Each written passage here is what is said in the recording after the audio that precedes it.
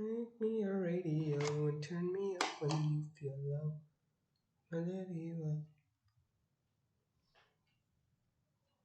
Um.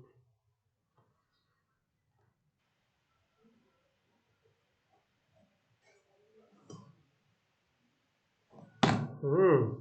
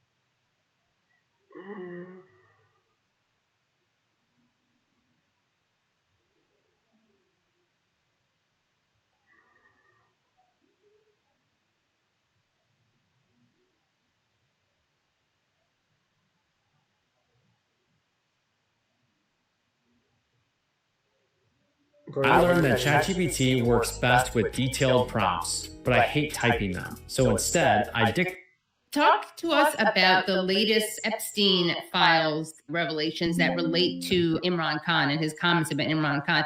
Okay, Epstein. Putin has been kind so far, not to point out how the U.S. involves itself in others' elections. And then his correspondent says, lol. Epstein says, hasn't pointed out assassinations to overthrow governments, coup funding, Imran Khan in Pakistan, a much greater threat to peace than Erdogan, Khomeini, Xi, or Putin. And then the correspondent says, the populist in Pakistan. Epstein says, really bad news. Then the correspondent says, the cricket player, how could he be worse than the Islamist? And then Epstein says, makes Donald look like Einstein, incapable of truth, devout Islamist, many nuclear weapons, not Erdogan or Khomeini. He was married to two friends of mine, one daughter of Jimmy Goldsmith, super wealthy takeover guy, forced her to convert, wacko. And it is funny to hear Epstein call anyone wacko, by the way. But that's a pretty good endorsement of Khan when you have someone like Jeffrey Epstein criticizing you. Yeah. Okay, so that's one set of exchanges. Yeah. Okay, so the takeaway there is that he's saying that he's bad news and dangerous. Then someone says, Epstein says, it follows your prediction around cults of personality. He is a cricket captain, not a chess player, but he's good at rousing the crowd. Okay, I think that's all the relevant stuff there, right? Unless the Pritzker, is that relevant? Any message for Pritzker? He will be here from 2 to 3:30 if you'd like to ask yourself, can we use CSIS for anything? Tom has great relations in China. So what are tell me where you want to start with that. So I can instinctively understand this conversation. The significance of this is that Jeffrey Epstein was very influential. He had a huge network of a power system in which he was advising. At one time, he was also advising Ahad Barak for almost 10 plus years, the Israeli former, the politician and leader. We don't know who he was talking to at this time. My hunch is this might actually be someone in Israel. He was kind of giving his geostrategic view that Imran Khan, and this is a totally flawed understanding of Jeffrey Epstein, because he says that Imran Khan is more dangerous than Putin, than Erdogan and Khomeini, for the simple reason, for two reasons. I mean, because Putin, of course, has the nuclear weapons, but he thinks that Imran Khan is mentally disturbed or a wacko, and that he has nuclear weapons, which Erdogan and Khamenei in Iran don't have. This is such a flawed understanding on part of Jeffrey Epstein, because Pakistan's nuclear weapons are not in the control or the mandate of any Pakistani prime minister. The Pakistani military has firm control on the Pakistani nuclear weapons. So any Pakistani president or prime minister, however popular he might be, has no real, and no one has really challenged the domination of military on the nuclear weapons. So this is a very flawed understanding. The second thing is sects of biases, that he's an Islamist, which I discussed earlier. He's not an Islamist. He's married to two of my friend's daughter. One, Jeffrey Epstein is referring to Jemima Goldsmith. Right. The other, he's probably referring to Reham Khan, another British ex-wife of Sturd. that Imran Khan is being seen as Islamist, as dangerous, with possession of nuclear weapons. He's neither an Islamist nor is in possession of the nuclear weapons. I mean, the whole thing is in control of the military. So, but now people have also connected, as the drop site editor Ryan Grimm has connected, that maybe this was the mentality that was working behind the scenes in Washington that set the stage for the regime change in Pakistan, because he was presented as a very dangerous person. So whether Washington was directly involved in regime change or not, Pakistani military definitely played up the fears of Imran Khan as an Islamist, as a dangerous person, as mentally unstable, who was a popular person, as a threat to the West, as a threat to Israel, as a threat to Washington. This is what these email exchanges explain. Right. And what was the reference to Pritzker in China? No, I'm not familiar with that. Oh, okay, sorry. I thought that's a different conversation. Yeah. That's what I thought at first, but then I thought you were explaining. Said you could explain that, but you're talking about something else. Yeah. I mean, what do you think the significance of this view is? I mean, you just said it kind of suggests a potential U.S. government view on Khan, but why would Epstein see him this way? Why would Epstein see him? Because Epstein didn't know anything about Pakistan. Epstein is actually seeing him from a very...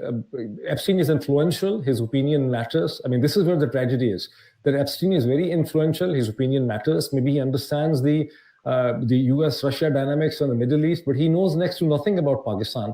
But he's giving an opinion, and knowing that his circle is more influential, he is... And you look, the other person is also incredulous. I mean, he's not ready to believe in him, but he is forcing his opinion down that Khan is a bigger threat than Erdogan, Khamenei, Putin, because he has the nuclear weapons and because he's disturbed and he's Islamist. So that actually shows how a certain kind of biased understanding, which is totally based on ignorance, takes shape about Pakistan. And this is where the role of the media is important. Wanted to ask you about the 27th Amendment. Yes. Can you talk about that? Yes, you see, there are two sets of amendments. One was the 26th Amendment, which happened in October, November 2024. And the second is now the 27th Amendment. So with these two amendments, 26th Amendment and 27th Amendment, the Constitution of Pakistan, as it was framed unanimously in 1973, now stands dead. The whole Constitution has been militarized. Now, in this 27th Amendment, the army chief and all service chiefs, the Pakistan Army chief, the naval chief, and Air Force chief, they have been given life immunity, as if they will be wearing uniform till the moment of the death. And no legal case, no prosecution, no inquiry, no investigation can be brought against them. I mean, this is actually the sense of guilt they have. Also, they have produced a massive centralization of the Constitution, and they're trying to change the nature of Pakistani state into the way the Communist Party of China is running China. And while in this country, since there is no understanding, they are also playing... I mean, this is the most interesting thing is the Pakistani military is playing a honeymoon at one end with Donald Trump, the President Donald Trump, who has, for the first time in the 200-plus year history of the United States, met an army general in uniform. Never before a U.S. president has ever met an army general in uniform. Yes, generals became presidents and, they were controlling a country. And then the American presidents have welcomed them in White House. But in this case, a sitting army general wearing a uniform was received by Donald Trump, which has further strengthened him. So on one hand, they're playing a honeymoon with Washington. On the other side, they're having a lover relationship with Beijing, where they are actually making presentations. The nature of Pakistani state is Western democracy, which is flawed, and this should actually be changed on the pattern of the Communist Party of China. So this is a very interesting thing. The US media, you have taken the right step. If US media starts taking an interest in what's really happening in Pakistan, things will change.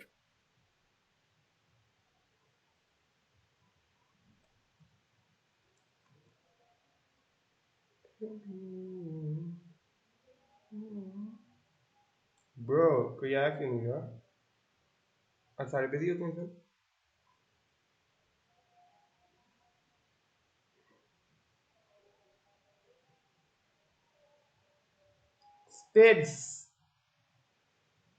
Spades hi. Spades कौन था? मैंने सुना था नाम तब से. Spades कौन है? Bro देखे जॉन सीना रिटायर हो गए. मैंने नहीं देखा. Work today is broken. We're all working in too many disconnected apps. And it's killing team productivity. But for the first time,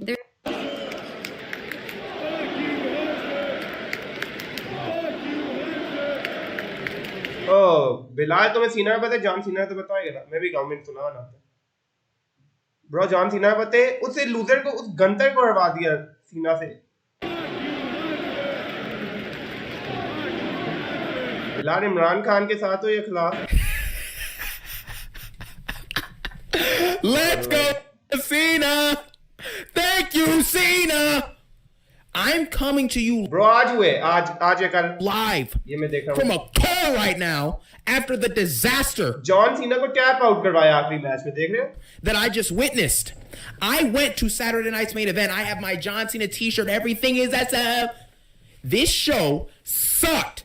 We can try and make excuses all you want. Triple Fraud got booed at the end of this show. He got booed because John Cena's final show, I'm looking around to make sure nobody's watching, and breaks in through the door. John Cena's final show was a disaster. John Cena's final match was a disaster. The ending to that match, in which the greatest of all time, Jonathan Cena, is tapping out to Gunther, who tapped out to Jey Uso at WrestleMania. Do you guys not see a problem with this? Jey Uso is a jobber, and he had Gunther tapping out in 5 seconds. And you're telling me that the same Gunther who tapped out earlier this year, who got pinned by Samuel Zayn last year, who got pinned by CM Punk, who John Cena beat this year, he got pinned by CM Punk at SummerSlam 4 months ago. That same Gunther is tapping out John Cena, who just pushed Cody Rhodes, the WWE champion, to the limit at SummerSlam. And you wonder why Triple H is getting booed. I tried sounding the alarm to you guys for over a year and a half at this point. Triple H sucks. He does not care about you, the fans. You don't think that heard all week on the internet the last few weeks, man, I really hope Cena doesn't tap out to Gunther. It would go against anything his character's ever done in WWE. He hasn't tapped out in over 19 years in the company. Why would you have him tap out to Gunther, who just tapped out to Jey Uso? You think he didn't hear the complaints all week? He heard them, and he didn't care. That match was garbage. You had Gunther going out there hitting the same move. Gunther is a jobber. You wonder why wrestling is dead? I understand you had younger talent. Sol Ruka was there. I watched the action up close. John Cena's match, we're going to get to that in just 1 minute. I do want to talk about the rest of the show for a very, very small amount of time. The opening match with Codarius Rodington and Obama Femi. That match, up until the last few minutes, was pretty solid. It was a good match. Good physicality. Cody Rhodes has a solid entrance. Obama Femi has a good entrance. We get it. And it's good to showcase younger talent versus new talent. I get it, or whatever, the future talent versus the current talent. What you guys looking at, man? Keep on walking. You keep walking. Unless you want to talk about Triple H's trash book, and you keep walking. Anyways. Triple H opened the show with that. We had Cody Rhodes and Obafemi. After that took place, what happened at the end of the match? I can't stop thinking about Punk, and I can't stop thinking about Cody, and I can't stop thinking about Roman. Bro, पागल हो तुम, ज़ाहिर scripted है. पागल हो? And I can't stop jobbing out. Drew McIntyre goes out there and gets destroyed. Bro, मुझे 10 साल के बाद पता लगा था script. He gets destroyed by Obama Femi and Codarius. We're actually not being genuine right now, man. We're not making sense. Why would you have Cody and Obama wrestle for 10 minutes just to have Drew McIntyre get beat up at the end of the match? How many times is Drew McIntyre going to job out, guys? This is why you have no stars. Because they're always either losing or they're fighting 50-50 matches. You know what I mean? It's embarrassing. The second match of the night, we had, what was it, man? Sol Ruka versus Bayley. Nobody's going to go back and watch this match. And I watched it in person. Sol Ruka is amazing in that ring. She's talented. You know what I'm saying? She's athletic, and she's really good as an in-ring performer, and she's entertaining. That's great. Bro, man, second man. Come on. खेलने.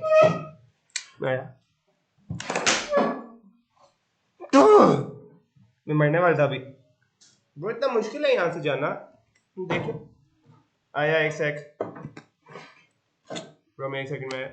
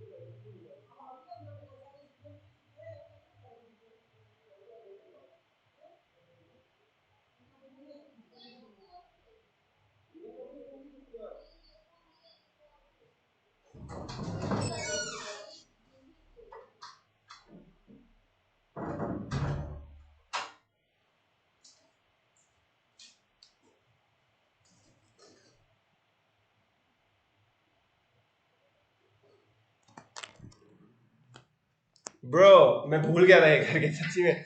Hero सारे में आया था. ओए. Great for her, man. I hope she has a great career. That's awesome. Bailey right now is a jobber. We can move on. We can move on.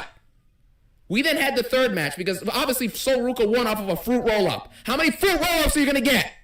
You're going to get fruit by the foot? You're going to get tropical flavor? You're going to get blueberry? Then the next match, it was like a short little entertaining action-packed match. It was Javon Evans and Leon Slater versus AJ Styles and Dragano Lee. It was entertaining. It had good action. Cool. I don't care. We need more than that. Bro, मैं भूल ही गया था ये लगी हुई यहाँ पे. मैं नमाज पढ़ने गया था. तुम लोग तो पता नहीं कितना मुसलमान. Hello, कोई आया बे? 2 watching, कौन 2? बल्कि एक तो मैं हूँ ना. 1 watching. कौन है ये? Hero सारे में चला गया. How many times we're gonna walk out of a match and say, "Oh, we had good action. We got good action." C-Jax, you're hating. We had good action. We had good wrestling. Think I care about no good wrestling? You know how many people can put on good Bro, काला इतना short क्यों मचा रहे? wrestling matches? We need story, characters. We need moments. We need good in-ring performances to go along with those other things I just mentioned. We need promos. So anyways, Leon Slater gets jobbed out and gets a Styles Clash on by AJ Styles, and we move on to the main event. John Cena tapping out to Gunther. John Cena has not tapped out in WWE since either 2004 or 2005. Bro, go And he's on tapping out to Gunther, who just tapped out to Jay Uso this year, guys. How is Gunther no-selling attitude adjustments? Cody Rhodes, the WWE champion, just lost to attitude adjustments back in April. And now they're getting no-sold by Gunther? Or Gunther? तो viewers अभी मैं मौजूद हूँ R&R square की site पे जो कि project है इलाफ बिल्डर्स एंड डेवलपर्स का इन्होंने इस हम क्या करें अगर किसी का प्रोजेक्ट है? What? हम पैसे देंगे. None of this makes sense. And you know that. If you're watching at home, you know this doesn't make sense. And you know that this is bad booking. So why are we sitting here and pretending as if this is anything that it's not? This is a disaster class. There's no pictures. I don't need to show you videos. Yes, I was there and it was great to have the atmosphere of John Cena getting cheered. But this moment where he lost, guys, felt empty. It's lifeless. And normally you would have a moment like this with Cena be very, very emotional and sad and all this stuff. But we're not emotional because the whole retirement tour has sucked. There's been no care or effort. Bro, highlights in it. Oh, yeah, Cena, yeah. मर गया. Bro. Stop, bro. लेकिन कौन देखेंगे? Standing up, Cena. You want to? Through the table! AA! Through the table! ओ ये वो है. क्या इसका नाम है? Rob Van Dam, RVD और ये ब्रॉन स्ट्रॉमैन नहीं लग रहे मुझे.